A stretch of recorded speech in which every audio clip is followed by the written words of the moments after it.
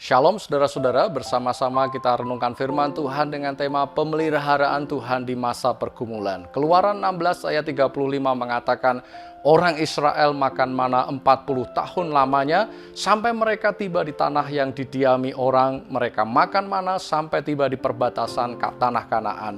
Ketika bangsa Israel berada dalam perjalanan padang gurun, mereka mengalami krisis makanan. Tuhan pun mengadakan mujizat dengan mendatangkan roti yang disebut dalam bahasa Ibrani mana, yang artinya apa itu? Selama 40 tahun perjalanan di padang gurun, tiap hari umat Israel harus makan roti mana. Mereka sungguh patut bersyukur kepada Tuhan karena dengan makanan tersebut mereka dapat bertahan hidup, menempuh perjalanan, dan mereka bisa sampai pada perbatasan tanah Kanaan, tanah perjanjian. Seandainya saja Tuhan tidak menyediakan sumber makanan itu bagi mereka, mereka pasti mati di padang gurun. Entah kebetulan ataukah tidak, jika tahun 2020 dengan angka 20 dan 20 seandainya dijumlahkan, hasilnya adalah 40, menjadi tahun yang begitu berat bagi kita semua. Perjalanan kita di tahun ini seperti perjalanan di padang gurun, terasa kering dan berat. Namun demikian, biarlah kita tetap dapat bersyukur karena di tengah kesulitan hidup saat ini, Tuhan masih memelihara hidup kita.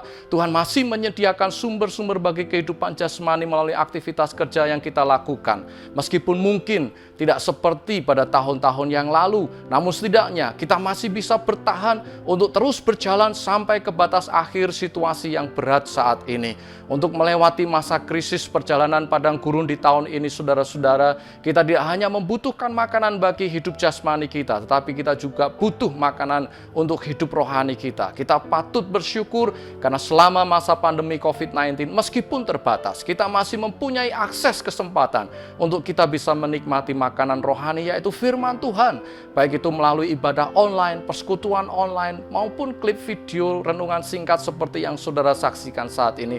Kita sangat membutuhkan firman Tuhan, karena firman Tuhan adalah sumber kehidupan bagi rohani kita, sumber kekuatan bagi mental dan jiwa kita, dan sumber inspirasi bagi akal budi kita untuk mencari solusi untuk setiap masalah yang kita hadapi. Biarlah firman Tuhan senantiasa menjadi bekal bagi perjalanan hidup kita sampai kita tiba pada batas akhir dan melewati masa-masa pergumulan yang berat untuk masuk ke tanah perjanjian, menikmati segala berkat yang terbaik yang Tuhan sediakan bagi setiap orang yang percaya kepadanya.